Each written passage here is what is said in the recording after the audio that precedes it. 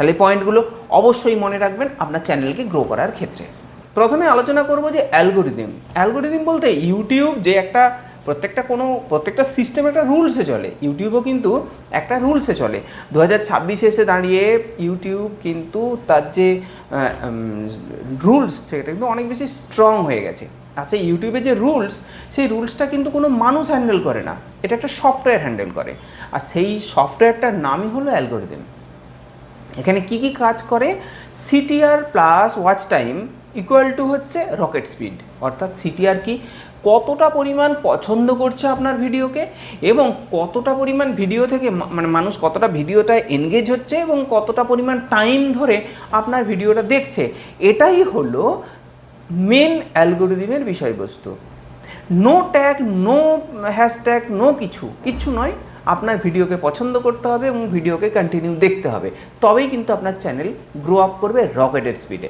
তো চলুন আমরা একটা একটা করে পয়েন্ট আলোচনা করি। যেমন ধরুন, আপনি একটা ভিডিও আপলোড করে দিলেন, ভিডিওটা মানুষ দেখলো, কিন্তু ভিডিওটাকে 2-3 সেকেন্ড বাদে বাদে বেরিয়ে গেল, দেখলো না ঠিকঠাকভাবে। সেক্ষেত্রে আপনি ওখানে ক্লিক তো পাচ্ছেন, অর্থাৎ মানে ভিডিওটার থাম্বনেল দেখে মানুষ ক্লিক তো করছে, কিন্তু বেশিক্ষণ টাইম ধরে ভিডিওটা দেখছে না। This is flop video. আপনার ভিডিও কিন্তু ইউটিউব অ্যালগোরিদম ভাববে যে আপনি একটা কোনো ভুলভাল থাম্বনেল ইউজ করে দিয়েছেন, যেটাকে ক্লিকবেট থাম্বনেল বলা হবে, এবং সেই ভিডিওটাকে আপনার রিজেক্ট করে দেবে। 2 নম্বর কি, সেই ভিডিওটাকে কি করা হয়, সেই ভিডিওটাকে দেখছে যে একটা মানুষ যে দেখছে, সেই মানুষটা কতক্ষণ পরিমাণ টাইম দেখছে। যখন সেই মানুষ সেই ভিডিওটাকে টাইমলি দেখবে, তখন কিন্তু আপনার গ্রো আপ করবে। আচ্ছা, এখানে ভিডিও দেখার, আমি তো বললাম দেখাটাকে, অর্থাৎ ওয়াচ টাইম, কিন্তু ভালো ভিডিও, ভেতরে আপনি দারুণ কন্টেন্ট দিয়েছেন, যে দেখছে দুর্দান্ত দেখছে, কিন্তু ভিডিওর থাম্বনেলকে এমনভাবে বানিয়েছেন কেউ ক্লিক করছে না, তার মানে হচ্ছে সিটিআর বেটার নয়। তো সেখানেও কিন্তু আপনার ভিডিওকে সরিয়ে দেবে, আপনার ভিডিও কিন্তু ভালো রেজাল্ট আসবে না। তাই একটা ভালো ভিডিও তৈরি করতে গেলে আপনাকে যেমন সিটিআরের দিকে নজর রাখতে হবে, অবশ্যই ওয়াচ টাইমের দিকেও নজর রাখতে হবে। এটা কিন্তু মাথায় রাখতে হবে আপনাকে। ভাইরাল ভার্সেস ফ্লপ, এটা আমাদেরকে মাথায় রাখতে হবে। ভাইরাল ভিডিও কি আর ফ্লপ ভিডিও কি? যদি আপনার সিটিআর বেটার হয় কিন্তু ওয়াচ টাইম খারাপ হয়, দিস ইজ ফ্লপ ভিডিও। আবার সিটিআর খারাপ হয়, ওয়াচ টাইম বেটার হয়, সেখানেও কিন্তু ফ্লপ ভিডিও। আপনাকে CTR better, watch time better, this is viral video. তো কিভাবে করবেন আমরা পরের স্টেপে চলে যাচ্ছি আলোচনা করার জন্য। দেখুন, CTR, watch time and retention. আগে বলেছিলাম সিটিআর অ্যান্ড ওয়াচ টাইম দুটো মোটামুটি আমরা বোঝাতে পেরেছি, যে সিটিআর মানে হচ্ছে ক্লিক করে দেখবে যে আপনার ভিডিওটা কতটা বেটার হচ্ছে, আর ওয়াচ টাইম মানে ভিডিওটা কতক্ষণ টাইম ধরে দেখবে। এবার হচ্ছে রিটেনশন। রিটেনশন বিষয়টাকে কি একটু ডিসকাস করি। দেখুন, রিটেনশন হচ্ছে ভিডিওটা দেখার পর মানুষ যদি সেটা নিয়ে কমেন্ট করে, সেটা নিয়ে লাইক করে, সেটার উপরে কিছু বলে, এটাকে বলা হয় অডিয়েন্স রিটেনশন। এই অডিয়েন্স রিটেনশন কিন্তু খুব গুরুত্বপূর্ণ। অর্থাৎ যদি কোনো মানুষের, ধরুন আমার একটা ভিডিও, আপনার ভিডিও আমার ভালো লাগলো, আমি কিন্তু ওই ভিডিওটাকে হোয়াটসঅ্যাপে শেয়ার করে দেবো আমার বন্ধুর কাছে, যে দেখ এই একটা দারুণ জ্ঞান রয়েছে, বা দারুণ একটা বিশ্বাস ভালো জিনিস, বা একটা দারুণ ফানি ভিডিও, তুইও দেখে নে। বা আমি লাইক করলাম, আমি কমেন্ট করলাম, এইভাবে কিন্তু তখন ইউটিউবের কাছে একটা বড় মেসেজ যায়, বাহ দিস ইজ গুড ভিডিও, কারণ এই ভিডিও থেকে একটা ভালো এনগেজিং আসছে। তো চলো এই ভিডিওকে গ্রো আপ করব, মানে এই ভিডিওকে আরও বেশি প্রমোট করব। দেখুন, ইউটিউবের ফান্ডা কিন্তু আপনার ভিডিও নয়, ইউটিউবের ফান্ডা হচ্ছে বিজনেস করা, ইউটিউবের ফান্ডা হচ্ছে তার যারা অ্যাডভার্টাইজার তাদের অ্যাডকে সেল করা। তো অ্যাডকে সেল করবে কি করে? তাহলে যার ভিডিও বেটার চলবে তারই তো অ্যাডটা দিয়ে সেল করবে, নাকি? অবশ্যই বুঝতে পেরেছেন। তো ইউটিউব কোন ভিডিওটাকে তখন প্রমোট করবে? যেই ভিডিওটাকে মানুষ দেখছে। তার মানে কি, যত মানুষ দেখবে তত মানুষের কাছে পৌঁছবে। অর্থাৎ যদি 10 জন মানুষের কাছে ইউটিউব পৌঁছে দেয়, সেখান থেকে যদি 7 জন মানুষ ভিডিওটাকে ভালোবাসে, তখন ইউটিউব দেখবে বাহ 10 জন মানুষের কাছে পাঠিয়েছি, 7 জন এ করে দিয়েছে, চলো আর 100 জনের কাছে পাঠাও। 100 জনের কাছে পাঠানো হলো, দেখলো 80 জন সেটাকে পছন্দ করছে, দুর্দান্ত ভিডিও, চলো 80 জন শেয়ার করেছে, এবার 1000 জনের কাছে পাঠাই। তো 1000 জনের কাছে পাঠিয়ে দেবে, ইমপ্রেশন পাঠিয়ে দিল। এবার ইমপ্রেশন পাঠানোর পর দেখা গেলো 1000 জনের মধ্যে 800 জন আবার দেখছে, দুর্দান্ত ভিডিও, ইউটিউব দেখে নিল, দুর্দান্ত ভালো, এটাকে চলো এবার 10,000 পাঠাই। 10,000 পাঠিয়ে দিল, দেখলো 10,000-এর মধ্যে আবার সেম 7,000 7,500 চলে এলো, এটাও 70-75%। চলো এইবারে 1,00,000 পাঠাই। এইভাবে কন্টিনিউ বেসিসে কিন্তু ইউটিউব পাঠাতে থাকবে। যতক্ষণ পর্যন্ত ওটা ফ্লপ না যাচ্ছে, যতক্ষণ পর্যন্ত ওটা ডাউন না খাচ্ছে, ততক্ষণ পর্যন্ত ইউটিউব অ্যালগোরিদম কিন্তু পাঠাতে থাকবে। এটাই হলো ইউটিউবের অ্যালগোরিদম, আর এটাই হলো অডিয়েন্স রিটেনশন অনুযায়ী পাঠানো। তাহলে ইউটিউব অ্যালগোরিদম কী কী প্যারামিটারের উপর দেখে? 1 নম্বর, কতটা পরিমাণ ওয়াচ টাইম গেন করছে, কতটা পরিমাণ রিটেনশন, অডিয়েন্স রিটেনশন, অর্থাৎ অডিয়েন্স লাইক কমেন্ট শেয়ার করছে সেই ভিডিওটা নিয়ে, কতটা পরিমাণ এনগেজিং হচ্ছে।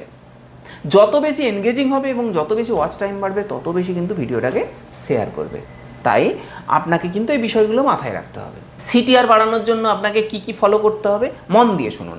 1 নম্বর, থাম্বনেলকে দুর্দান্ত বানাতে হবে। থাম্বনেল একদম আপনাকে আমি দেখিয়েছি কীভাবে থাম্বনেল বানাতে হয়। থাম্বনেলকে আপনি কন্টিনিউ বেসিসে গ্রো আপ করতে থাকুন। থাম্বনেল যত বেটার হবে তত বেশি সিটিআর বাড়বে।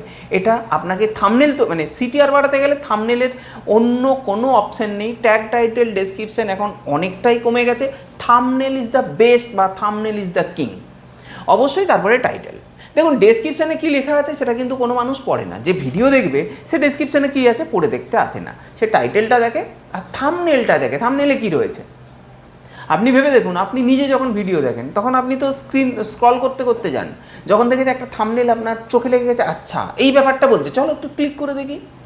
ঠিক আপনার ভিডিওটা দেখার ক্ষেত্রেও কিন্তু অডিয়েন্স এইটাই ভাবছে। অতএব সিটিআর বাড়ানোর জন্য থাম্বনেল আর টাইটেলটাকে বেস্ট করতে হবে। তারপরে আসছি ওয়াচ টাইম। ওয়াচ টাইমটা বাড়ানোর জন্য মানে ইউটিউব অ্যালগোরিদমের সব থেকে বড় যে জায়গা সেটা হচ্ছে ওয়াচ টাইম। ওয়াচ টাইম বাড়াতে গেলে কি করতে হবে?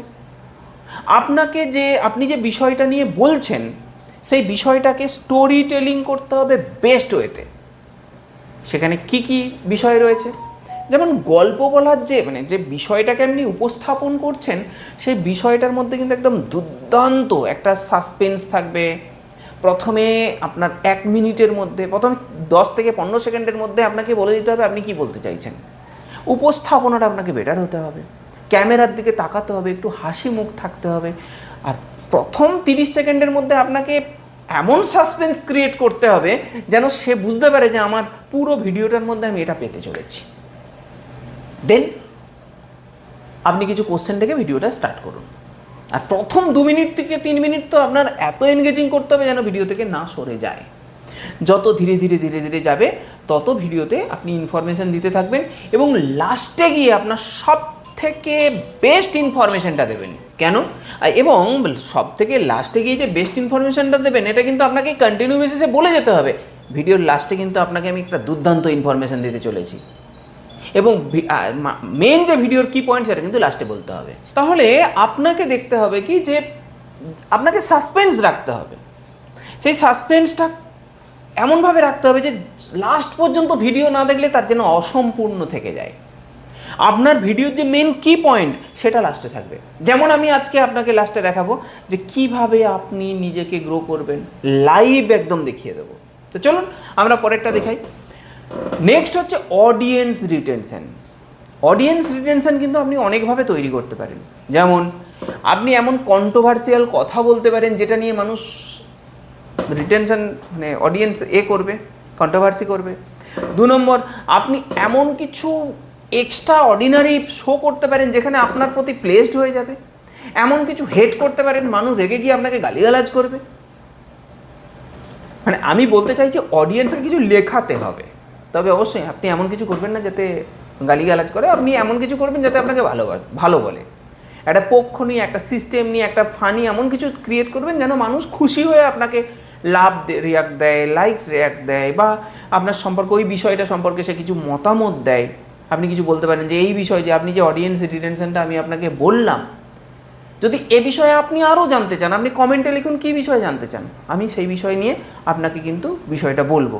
যেমন সিটিআর নিয়ে আমি আরও ডিটেলসে ভিডিও আনতে পারি, ওয়াচ টাইম নিয়ে আরও ডিটেলসে ভিডিও আনতে পারি যদি আপনি কমেন্ট করেন। তো এই যে আমি আপনাকে কথা বললাম, তাহলে যদি আপনার পছন্দ থাকে বা আপনার যদি প্রয়োজন হয় আপনি তো নিচে লিখবেন যে আমার এটা এই বিষয়ে পছন্দ, আপনি এই বিষয়টা নিয়ে লিখুন।